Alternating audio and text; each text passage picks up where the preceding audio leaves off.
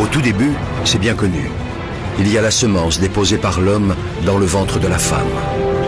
Des spermatozoïdes par millions, un flot, un torrent de spermatozoïdes.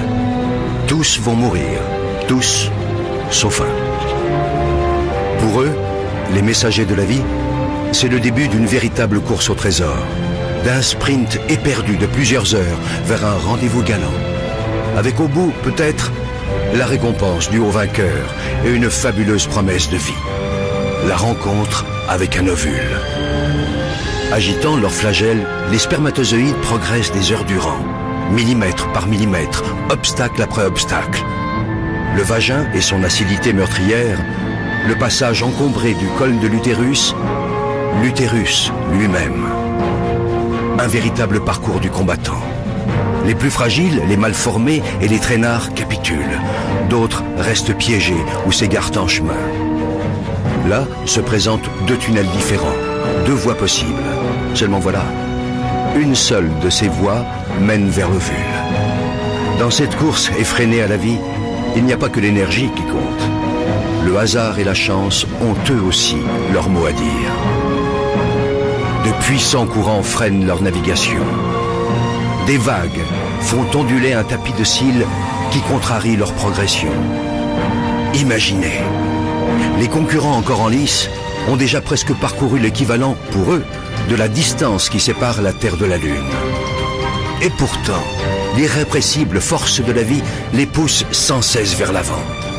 Enfin, au bout du long tunnel obscur, tel un astre mystérieux, l'ovule.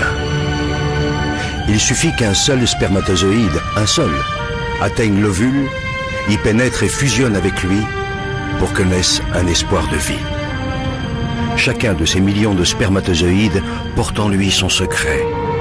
C'est à ce moment-là que se joue la loterie de l'existence. Ils ne sont désormais qu'une centaine à explorer la surface de l'ovule. Quelques-uns seulement parviennent à se faufiler jusqu'à la capsule. Formidable armure protectrice. Dernière agitation, ultime frénésie. Soudain, l'un d'entre eux finit par trouver la voie. Ça y est, c'est lui, le seul, l'unique. Aussitôt percé, la carapace durcit et les autres spermatozoïdes se heurtent à une barrière infranchissable. Pour eux, le voyage est terminé. Si près du but.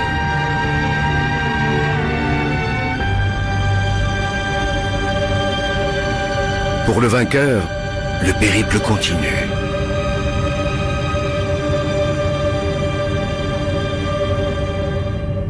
Il perd son flagelle, devenu inutile, et libère son trésor. Le patrimoine génétique de Manu s'unit à celui de Barbara. De cette union va naître une cellule unique au monde. Rêve d'amour, fruit du désir, et déjà esquisse de vie. Un œuf. Dès cette seconde, tout est déjà écrit, ou presque. Et puis le processus s'accélère. Une nouvelle vie s'organise. Une nouvelle aventure commence. L'œuf, instantanément, se divise en 2, puis 4, 8, 16, 32 cellules identiques. Il entame en même temps un lent et long voyage. Au 3e jour de son expédition, il plonge dans une immense grotte qui lui sera bientôt familière, l'utérus. Au 6e jour, l'œuf sort de sa coque et se pose délicatement sur la paroi de ce très accueillant refuge. Il se construit un nid où, sauf imprévu, il a élu domicile pour 9 mois. Au fur et à mesure que l'œuf s'enfonce dans la paroi souple de l'utérus, il se transforme de façon radicale. Il commence par élaborer des connexions avec son environnement. C'est le futur placenta, une plateforme d'échange permanent avec le corps de Barbara. Simultanément, au centre, un disque se dessine. L'œuf se transforme et devient l'embryon. Âgé de 14 jours, il n'a pas encore la taille d'une tête d'épingle. Quelques jours plus tard, l'embryon s'est considérablement épaissi. Il repose maintenant au centre de 2 poches remplies de liquide. Une incroyable cascade de transformation l'agite. Cela commence par la formation du système nerveux. Sur son dos, une gouttière se creuse, puis, comme un ourlet, elle se referme sur toute sa longueur et devient un tube. C'est la future moelle épinière. Et ces deux bourrelets géants, ce sont les futurs hémisphères cérébraux. Pendant ce temps, l'embryon s'est enroulé sur lui-même. Un cœur rudimentaire prend lentement forme, des vaisseaux se dessinent. Le système circulatoire du sang s'ébauche. Au fur et à mesure de sa croissance, l'embryon ressemble d'abord étrangement à un poisson, puis un peu plus tard, à un batracien et enfin à un reptile. Tout cela est dans l'ordre des choses. L'embryon humain en formation passe par toutes les étapes de l'évolution des espèces. Il lui reste même encore une queue, qu'il perdra bientôt. En moins de 4 semaines, l'œuf est passé d'une seule à plusieurs millions de cellules parfaitement organisées entre elles. Car ce minuscule organisme est le génial architecte de sa propre construction. Attardons-nous un instant sur un phénomène mystérieux parmi tant d'autres. Une histoire de cœur. Un cœur qui bat.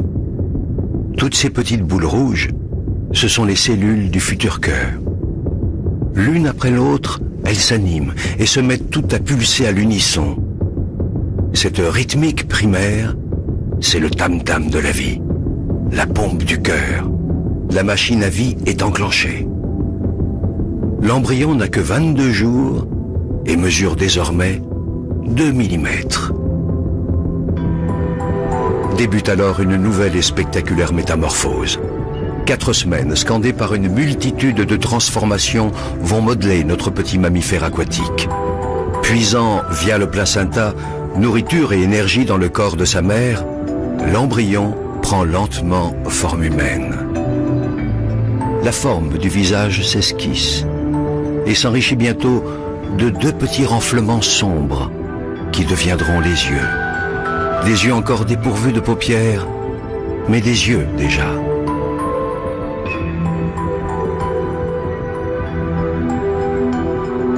L'ébauche de tous les organes se poursuit.